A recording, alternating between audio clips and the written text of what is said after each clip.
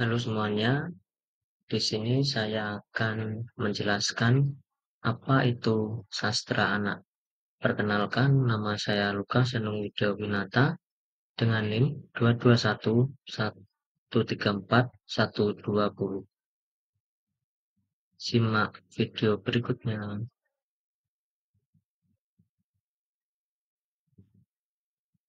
Apa yang dimaksud dengan sastra anak?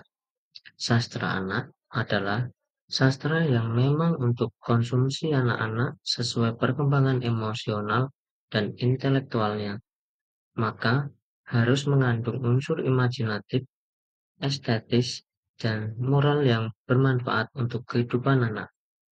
Unsur imajinatif dalam cerita atau dongeng, misalnya, dapat membangkitkan khayalan anak untuk memposisikan diri menjadi salah satu tokoh dalam suatu cerita yang dia idolakan. Hal ini sangat sesuai dengan dunia anak yang penuh fantasi. Apa yang membedakan sastra anak dengan sastra dewasa? Yang pertama itu ada tema. Di sastra anak, tema-tema seringkali sederhana dan berkaitan dengan kehidupan sehari-hari anak, seperti persahabatan, keluarga, hewan peliharaan, petualangan, dan pembelajaran moral. Cerita-cerita ini biasanya mengandung pesan moral yang jelas dan positif. Sedangkan di sastra dewasa, tema-temanya lebih kompleks dan bisa mencakup isu-isu sosial, politik, psikologis, dan filosofis. Topik-topiknya seringkali lebih berat dan memerlukan pemikiran mendalam, seperti identitas, cerita, kematian,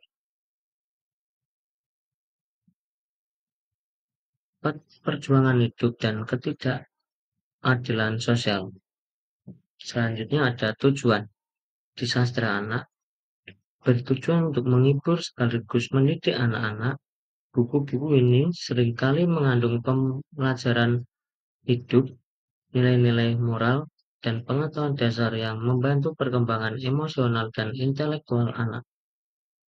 Sedangkan di sastra dewasa, bertujuan untuk memberikan hiburan, refleksi, dan eksplorasi pemikiran yang lebih mendalam.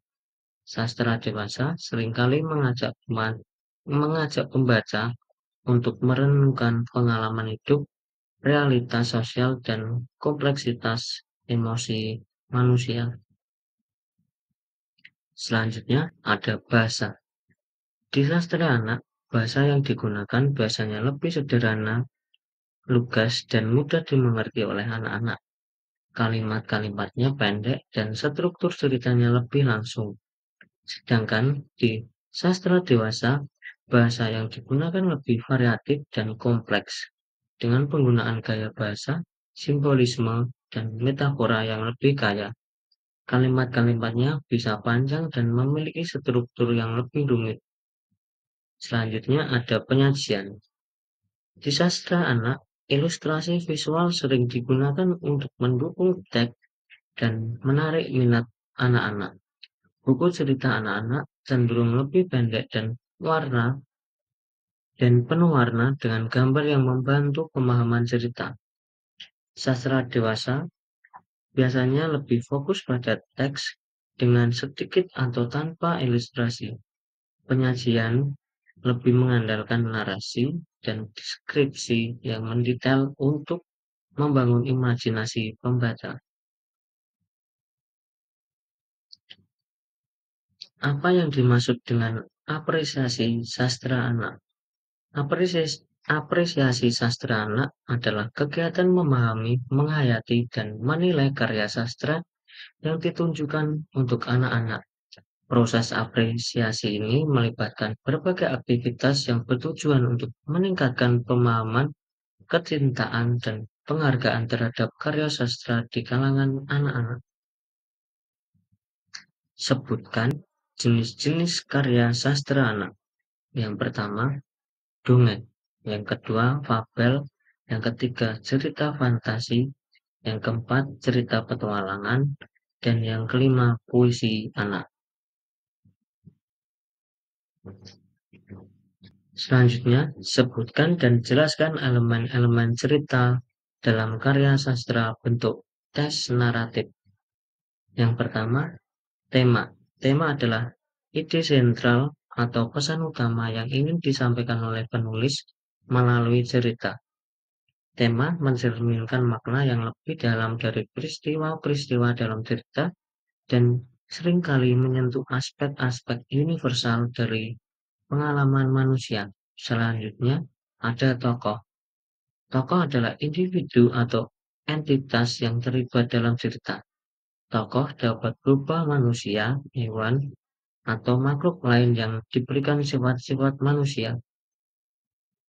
Jenis-jenis tokoh yaitu ada protagonis, yaitu tokoh utama yang biasanya menghadapi konflik, antagonis, tokoh yang menimbulkan konflik, dan tokoh pendukung yaitu tokoh-tokoh lain yang membantu mengembangkan cerita. Alur. Alur adalah rangkaian peristiwa yang membentuk cerita. Alur mencakup bagaimana cerita dimulai, berkembang, mencapai klimaks, dan berakhir. Selanjutnya ada latar. Latar adalah waktu dan tempat di mana cerita berlangsung. Latar juga mencakup suasana dan kondisi sosial yang mempengaruhi cerita. Sudut pandang. Sudut pandang adalah perspektif dari mana cerita diceritakan. Selanjutnya ada gaya bahasa. Gaya bahasa adalah cara penulis menggunakan bahasa untuk menyampaikan cerita. Ini mencakup pilihan kata, kalimat, ritme, dan teknik-teknik sastra lainnya.